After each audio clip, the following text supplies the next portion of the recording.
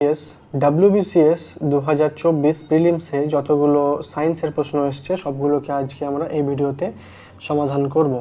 তো প্রথম প্রশ্নটা হচ্ছে যে পরমাণুর ভর নিয়ন্ত্রণ করে কে? এটা হচ্ছে অপশান এ, সঠিক উত্তর হয়ে যাবে প্রোটন এবং নিউট্রন পরমাণুর ভর নিয়ন্ত্রণ করে। পরের প্রশ্নটা হচ্ছে কোন বন্ধনটি H2O এবং HF এ বিদ্যমান কিন্তু H2S এ থাকে না? তাহলে এটা হয়ে যাবে অপশান সি, সঠিক উত্তর। হাইড্রোজেন বন্ধনীটি H2O এবং HF এ থাকে কিন্তু H2S এ থাকে না। পরের প্রশ্নটা হচ্ছে যে যদি 14 গ্রাম N2 তে N সংখ্যক অণু থাকে তবে 46 গ্রাম NO2 তে অণুর সংখ্যা কত থাকবে? তাহলে এটা অপশান সি, সঠিক উত্তর হয়ে যাবে N/2। এটা আণবিক ভর ও মোল সংখ্যার অনুপাত হিসাব করে এটার অনুপাত বার করা হয়। পরের প্রশ্নটা হচ্ছে যে এম মৌলের ক্লোরাইডের সংকেত MCl4 এবং এর আণবিক ভর 154, ক্লোরিল 35.5, মৌলটির অক্সাইডের আণবিক ভর কত হবে? তো এটা অক্সাইডের আণবিক ভর হয়ে যাবে 64। অপশান এটা রাইট অ্যান্সার। পরের প্রশ্নটা হচ্ছে যে আগার আগার কোনটি থেকে প্রাপ্ত হয়? তাহলে আগার আগার প্রাপ্ত হয় এটা হচ্ছে শৈবাল থেকে আগার আগার তৈরি করা হয়। অপশান বিটা রাইট অ্যান্সার হবে। পরের প্রশ্নটা হচ্ছে যে নিম্নলিখিত মৌলগুলির মধ্যে কোনটি অর্ধপরিবাহী? তাহলে সিলিকন হয়ে যাবে, সিলিকন চিপ যেটা হয় সিলিকনটা হয়ে যাবে অর্ধপরিবাহী। পরেরটা হচ্ছে যে উদ্ভিদের বৃদ্ধি রোধক হরমোন কোনটি? উদ্ভিদের যে বৃদ্ধি রোধক সেটার হরমোনটির নাম হচ্ছে যে অ্যাবসিসিক অ্যাসিড। অপশান ডিটা হবে রাইট অ্যান্সার। পরেরটি হচ্ছে যে একটি বাস্তব গ্যাস কখন এক আদর্শ গ্যাসের মতো আচরণ করে? তাও একটি বাস্তব গ্যাস আদর্শ গ্যাসের মতো আচরণ করে নিম্ন চাপ এবং উচ্চ তাপমাত্রাতে। নিম্ন চাপ এবং উচ্চ তাপমাত্রা। অপশান সি সঠিক উত্তর হয়ে যাবে। পরের প্রশ্নটা হচ্ছে যে 50 Hz মানে হার্জ কম্পাঙ্কের একটি ফোটনের শক্তি ড্যাশ জুল। তাহলে 50 হার্জ কম্পাঙ্কের একটি ফোটনের শক্তি কত জুল? এটা হয়ে যাবে 50H। Option A right answer হয়ে যাবে। পরের প্রশ্নটা হচ্ছে যে নিউ মেটাফোর হলো পরিবর্তিত মূল এবং এগুলি অভিকর্ষে বিপরীতমুখী। তাহলে এটা কোন অপশানটা ঠিক হয়ে যাবে? এটা নিউ মেটাফোর যে অভিকর্ষে বিপরীতমুখী মূল এগুলো সুন্দরবনে এগুলো দেখতে পাওয়া যায়, সেগুলো হচ্ছে শ্বাসমূল। লবণাক্ত মাটিতে বাতাসের অভাব থাকায় ম্যানগ্রোভ উদ্ভিদরা শ্বাসমূল বা নিউ মেটাফোরের সাহায্যে অক্সিজেন গ্রহণ করে। অপশান এটা রাইট অ্যান্সার হবে।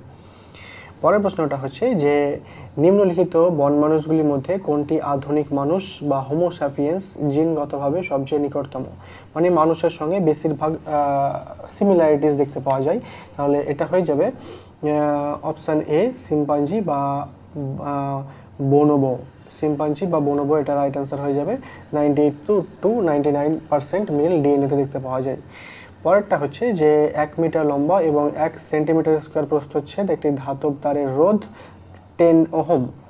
তারটির রোধাঙ্ক কত? তাহলে এই তারটির রোধাঙ্ক কত এটা বার করতে হবে। এটা অপশান সিটা হবে রাইট অ্যান্সার, 10 ওহম। রোধাঙ্ক বা রেজিস্টিভিটি এর সূত্র আর ইজিক্যাল টু, আপনারা এই সূত্রটা দেখতেই পাচ্ছেন, এটা ব্যবহার করে এর ওহমের মানটা বার করা হয়েছে যে 10 ওহম রাইট অ্যান্সার। পরেরটা হচ্ছে যে সাইনাপসিস কখন ঘটে? সাইনাপসিস ঘটে জাইগোটিন উপদশায়। যে জাইগোটিন দশা সেখানে সাইনাপসিস ঘটে। মানে মিওসিস কোষ বিভাজনের প্রোফেজ 1 দশায় জাইগোটিন উপদশায় যে সমসংস্থ ক্রোমোজোমগুলো জোড় বাঁধে এটাই হচ্ছে সাইনাপসিস জাইগোটিন উপদশায়। পরেরটা হচ্ছে যে নিচের কোন প্রাণীটি নিপা ভাইরাসের প্রাকৃতিক আধার? Nipah virus. অপশান তাহলে এ হয়ে যাবে বাদুড় রাইট অ্যান্সার। পরেরটা হচ্ছে যে মাটির মধ্যে উদ্ভিদের জন্য যে উপলব্ধ জল সেটা কিভাবে আসে? সেটা কৌশিক প্রক্রিয়া আসে। তাহলে অপশান বিটা রাইট অ্যান্সার, কৌশিক প্রক্রিয়া আসে, ক্যাপিলারি। পরেরটা হচ্ছে যে নিচের কোনটি অক্সিজেন যুক্ত রক্ত বহন করে?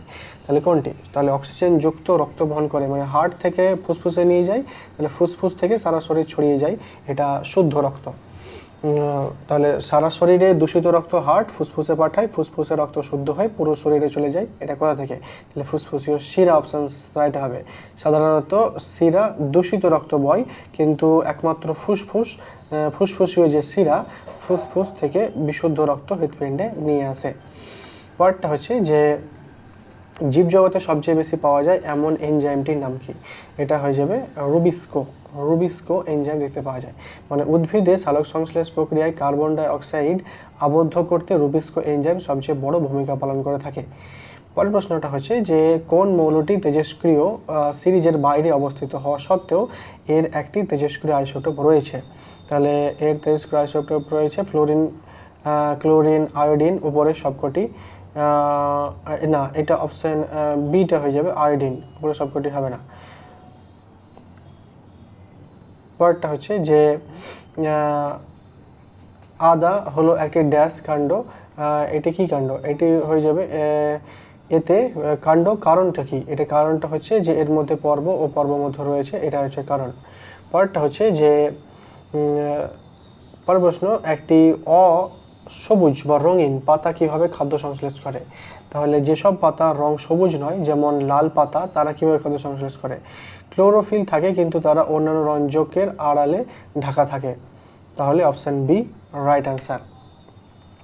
পরেরটা হচ্ছে যে বর্তমানে বাণিজ্যিকভাবে লভ্য সৌর বিদ্যুৎ কোষের কর্মদক্ষতা পার্সেন্ট কত? এটা 15 to 20%, এটা রাইট অ্যান্সার হয়ে যাবে। এখান থেকে 100% সূর্যরশ্মি পড়ে, কিন্তু 20%ই এটা সঞ্চয় করে রাখতে পারে। পরেরটা হচ্ছে যে ভাইরাস জনিত সংক্রমণ ধ্বংস করার জন্য কোন অ্যান্টিবায়োটিক দেওয়া হয় না? তার কারণটা কি? তার কারণটা হচ্ছে যে ভাইরাসের কোনো কোষ প্রাচীর নেই বা নিজস্ব বিপাকীয় ব্যবস্থা নেই, তাই জন্য এটা অপশন বিটা রাইট অ্যান্সার হয়ে যাবে। কিন্তু ভাইরাসে কোষ প্রাচীর না থাকায় এটি কাজ করে না।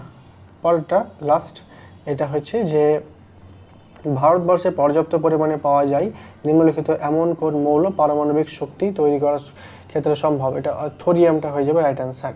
তাহলে থোরিয়াম, ভারতের কেরালা রাজ্যের উপকূলীয় বালির মধ্যে প্রচুর পরিমাণে এখানে থোরিয়াম পাওয়া যায়। তাহলে যা পরমাণুর এখানে ভবিষ্যতে পরমাণু শক্তির বিশাল একটা উৎস হিসাবে কাজ করবে। তাহলে ধন্যবাদ ভিডিওটি শেষ পর্যন্ত দেখার জন্য।